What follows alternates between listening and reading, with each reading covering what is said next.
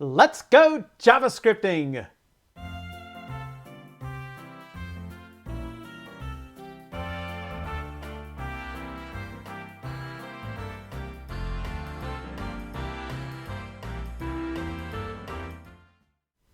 Hi everybody and welcome to another exciting edition of Boring JavaScript. I'm your host, The Virtuoid, aka Mike Smith, and today we're going to be talking about the array.from method. So now you can take any iterable object or any array-like object and convert that into an array so you can do all sorts of wonderful stuff with it. Want to see how it works? Let's get started. So array.from works on either an array type object or an iterable object. So let's cover both of those examples. First of all, let's take a look at an array type object. This is the array.from method to begin with here. It is called not on an instance of an array, but it is called off of the definition of an array. That makes it basically a static method. And it takes two arguments. The first argument is required, and that argument is either the iterable object or the array type object to grab the array from. The second argument, which I'll show you in the next section of the video here, is a function that is applied to each particular element so you can do some sort of conversion before the final array is produced. So let's take a look at this first example here. Now this first example is a definition of an array type object. It's a string. Now you don't really think of strings as being arrays, but if you think about it for a second here, a string is nothing more than an array of single characters. So in this particular case, I have 6 characters in my string, and these 6 characters can be split into an array of 6 different elements, with one character being an element. So we can use array.from to grab each and every character from the string, because strings are array type characters. And that's pretty much it. The return value will always be an array that will be made up of the elements within the array type variable. And so we're just going to console it out here and take a look at it. You want to see how it works? Let's flip back over to Node and let's type in node from. Sure enough, there you see it. Here's my string, and it is now a 6-character array. So that shows you how you can use the array.from on an array-like structure. Now, are there other array-like structures out there? Sure there is. There is also an array. Let's bring that up. An array is an array-like structure, so you can convert one array to another array.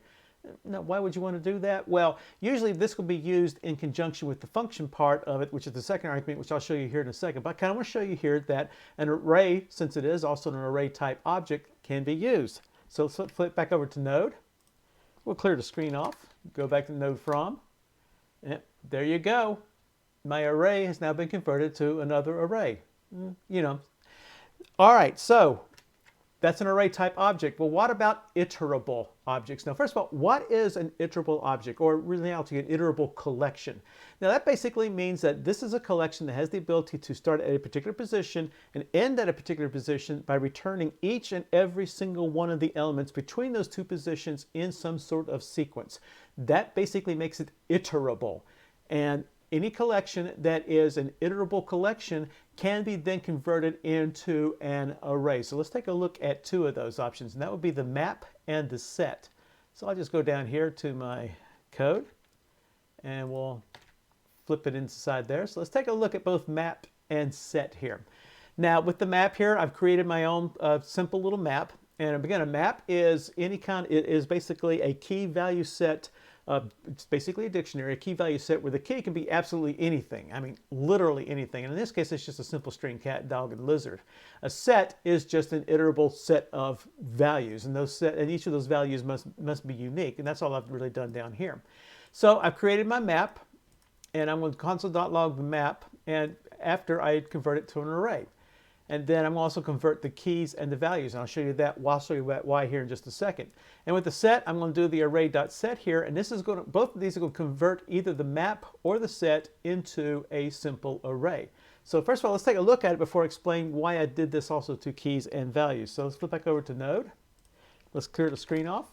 Go back to node from. And here's my map. Now I had 3 console.logs. Here is my map of the actual conversion from the map into the array, and here's the keys and the values, and then here's the set. No big deal about the set there. Set contains single values, so that just converted one value per element. But notice the map here. each element actually is an array on its own here. And the array actually always has two different elements to it. The first element, the zero index, is always the key of the map. And the second element, which is the element number 1, is the value of the map. So what you get here when you do an array.from is that you don't actually get the values or anything, but you get an array of arrays that contain the key and the value of the map. But notice here I've got my keys here and my maps here. So let's flip back over to the code. Let me show you what I did. So here's the console.log for the array map. And as you remember there, it gave us the key and the value as an array within the element there. What I've done now is I've done an array.from for the keys and from the values. And that allowed us to extract the keys and the values from the map element. Now, why did I do an array from, not just dot keys or dot values? Because for a map, dot keys and dot values returns an iterable. And that iterable, then you need to have yourself a little loop there to say, give me the next value, next value, next value, next value, and so on and so forth. Remember what I said is that array.from allows you to create an array from either an array-like object or an iterable object. So dot keys returned us an iterable object, and dot values returned us an iterable object. So we're going to be using we use the array.from here to be able to convert all those keys and those values into an array. So the consequence here, once we're all said and done, is that I now have an array of all my keys, and I now have an array of all my values. Nice, simple, and quick. And that's one of the big powers of array.from, is that if you have objects out there that are iterable, and this includes user-defined objects using generators and things like that, you can use array.from to be able to extract the information from that particular iterable in any which way you wish. Now, one of the other powerful features about array.from is the second argument, and that is where you are able to apply a particular function to each and every single element as it iterates over that array. And we'll show you that next.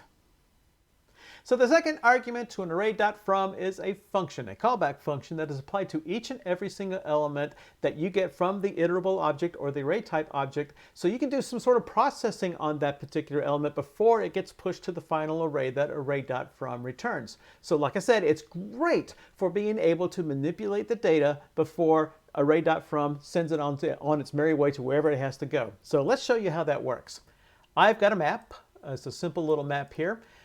Same keys here, but my values now is a little bit different. It's got a name, it's got a weight, and this weight happens to be in kilograms, but I want to produce a report that gives me the weight in pounds. So obviously I've got to manipulate the data. How do I do that? With the second argument, with the function.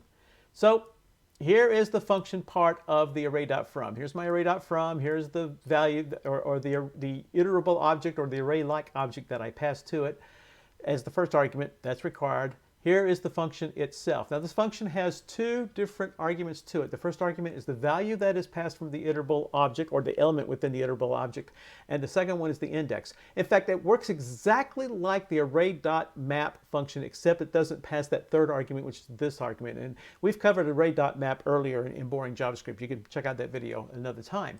But the key here is that it passes you the value and the index of this particular iterable object, if so there. So what I've done here is first of all, I've gotten the key and value from I got the key and the value of each particular entry, because remember, an array.map, when it does, I'm sorry, not array.map, excuse me, the map, when it returns the object, it always returns an array there with the key and the value, just like we showed in the previous example there. So the first thing I want to do here is I want to split that array into the key and the value. So now I have the key, which let's say the first one here is cat, and then I have the value, which is the object which has name and weight in it. Then I'm going to extract the name and the weight from the value. So now I've got the key, which is the type of the animal, the name of the animal, and the weight of the animal.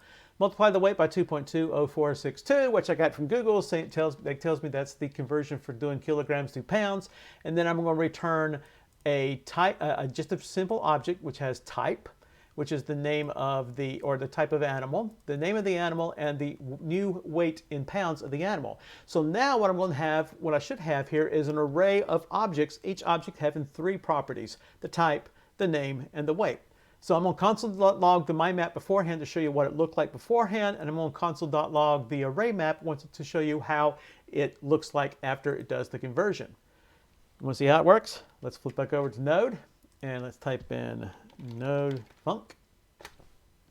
And there we go. Here's my map. As you can see here, it has 3 entries in it. The cat, dog, and lizard with the weight in kilograms. But my array, my new array here, is a little bit different. It has the 3 properties, the type, the name, and the weight in pounds. So this is how you can use the function to be able to manipulate the data as it comes in.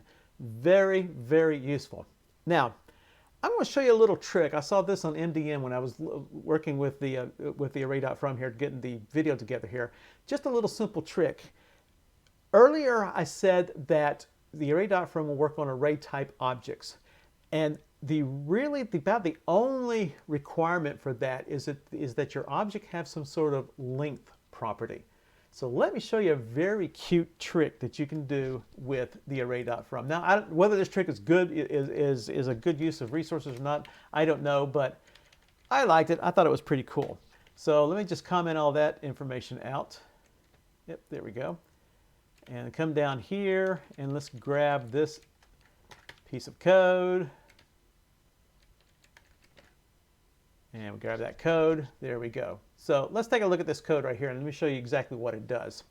Now, I want to get a random set of numbers, 10 random numbers out there. And normally the way you want to do that is you create yourself an array, just do a little simple little for next loop, and then you push your random number. In this case, I'm getting a number between 1 and 10. Actually, this is 0 and 10, but since I'm doing a math.ceiling, it's going to kick it up between 1 and 10. And that will push it into my random 4 array here. I'm not going to print that out here. But I'm going to now use array.from to be able to do the exact same thing and do everything within one function. So I've created, so I've got a new variable here called getRandomNumbers, and it's going to do the array.from. Actually, I'm going to create it as a function. I'm going to do the array.from here. And the array.from is going to pass my object, which has just a length variable in it. And within JavaScript, actually, that is just enough for it to be able to think that it is an array type object. So now it's going to sit there and go, whoa, length of 10. So let's iterate this thing through index numbers 0 through 9. So this will flip through the object 10 times. It's going to pass a value and an index all the time. Now, what are these values and indexes? Well, the index is going to be 0 through 9, like I said before. The value is always going to be undefined because there's nothing to iterate over on this object. But it does have a length property. So we are tricking the array.from into thinking it's an array type object. So all I'm doing here is for each and every single element, I'm converting it from undefined into my little random number. So this will give me a function called getRandomNumbers. And so all I have to do is call a function called getRandomNumbers, and it works. That will get you a set of 10 random numbers. Want to see how it works? Let's flip back over to Node. Let's clear off the screen. And there you go. You got a set of random numbers. Now, does this work better than the for loop? I don't know. I've not tried it before. I just thought it was a very interesting little concept there that you need to understand there, is that at least for JavaScript here, all you really need is a length property inside your object to make it into an array type object. So there you have it. That's what the second argument does for an array.from. And that's all there is to array.from. I hope you enjoyed our video. Hope I didn't bore you to death. Please view all of our videos at www.boringjavascript.com. Subscribe to our YouTube channel or check out everything we have at www.thevirtualvoid.com. Thanks again for watching, and we'll see you later.